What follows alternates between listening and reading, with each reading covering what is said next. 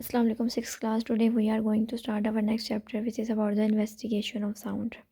So हम इस पूरे चैप्टर में क्या पढ़ेंगे हम लोग how sound can be produced, how can be sound transfer from one form to another form.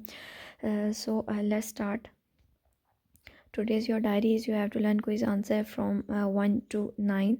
You learn your short answer number 1 and you have to learn your long answer number 1, which will be related to your today's lecture. So start about the investigation of sound. How can we can investigation of sound.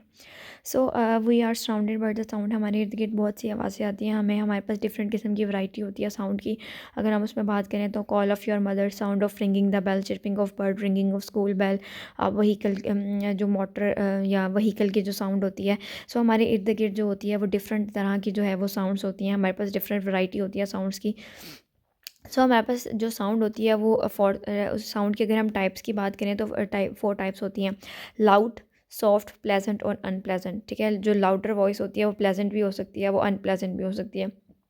Soft sound होती है जो कि बहुत light वे में होती है. Pleasant sounds होते हैं और अनप्लेजेंट साउंड होते हैं. इसमें आपकी जो है वो स्कूल की जो बेल है उसकी आवाज़ आ सकती है, उसके बाद व्हीकल्स की आवाज़ आ सकती है, उसके अलावा ट्रैफिक नॉइज़ ऑफ ट्रैफिक आ सकता है. ये तमाम चीज़ें हमारे पास साउंड में आती हैं.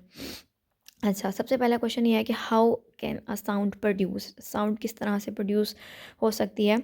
सो कोई भी जो ऑब्जेक्ट है या जब भी मैटर मूव करता है और वो मूव करता है बैक एंड फोर्थ वे में, ठीक है, तो क्या होता है उससे साउंड प्रोड्यूस होती है. अब क्वेश्चन इज़ दैट कि कोई भी ऑब्जेक्ट जब भी बैक एंड फोर्थ मूवमेंट करेगा तो साउंड कैसे प्रोड्यूस होती है.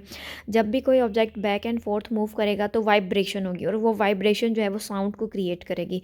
Back and fourth movement of a matter create sound, और जो बैक एंड फोर्थ मूवमेंट होती है उसको वाइब्रेशन कहते हैं. सो हम कह सकते हैं कि एक्चुअल में जो वाइब्रेशन होती है it's a cause of sound. हमेशा किसी भी ऑब्जेक्ट के अंदर जब वाइब्रेशन होती है उसके particles back and fourth move करना स्टार्ट करते हैं तो उस ऑब्जेक्ट के अंदर जो है वो साउंड प्रोड्यूस होना स्टार्ट हो जाती है. इसकी एग्जांपल ये है मॉस्किटो के जो विंग्स होते हैं वो क्या करते हैं, वो वाइब्रेट करते हैं, वो बैक एंड फोर्थ जो है वो मूवमेंट करते हैं और वो जब वाइब्रेट करते हैं तो हमें बजिंग जो है एक साउंड जो है वो हमें वो सुनाई देता है. उसके अलावा अगर हम फ्लूट की बात करें तो फ्लूट में भी क्या होता है कि फ्लूट में एयर जब हम क्या करते हैं फ्लूट को बजाना शुरू करते हैं तो एयर के जो पार्टिकल्स हैं वो बैक एंड फोर्थ मूव करना स्टार्ट करते हैं जिसकी वजह से वाइब्रेशन पैदा होती है और हमें बाकायदा एक बहुत ही प्यारी सी आवाज़ सुनाई देती है. सो साउंड किस तरह से प्रोड्यूस होती है. साउंड प्रोड्यूस होती है वाइब्रेशन से, और वाइब्रेशन एक्चुअल में क्या होती है, किसी भी मैटर की बैक एंड फोर्थ मूवमेंट जो होती है उसको हम उसकी वाइब्रेशन कहते हैं.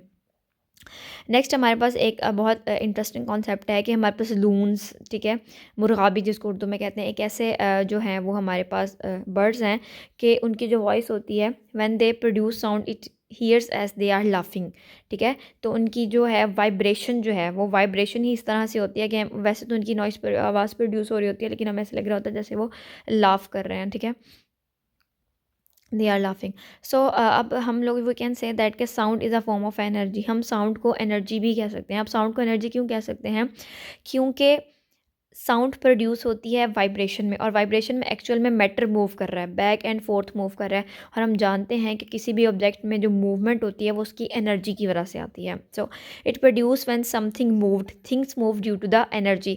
सो जब चीज़ें मूव करती हैं वो चाहे बैक एंड फोर्थ मूव करें तो वो क्या होती है, उसमें वाइब्रेशन पैदा होती है और उस वाइब्रेशन से हमारे पास साउंड प्रोड्यूस हो सकती है. सो इसलिए हम कह सकते हैं कि sound is a type of an energy, it is an a form of energy. इसकी एक्सप्लेनेशन ये है कि when you are strike on a drum, आप ड्रम के ऊपर स्ट्राइक करेंगे तो क्या होगा, साउंड प्रोड्यूस होगी, यानी उसके अंदर वाइब्रेशन पैदा होगी, वाइब्रेशन पैदा होगी, साउंड प्रोड्यूस होगी और साउंड प्रोड्यूस होकर हमारे एयर ड्रम्स तक आएगी वेव्स के थ्रू.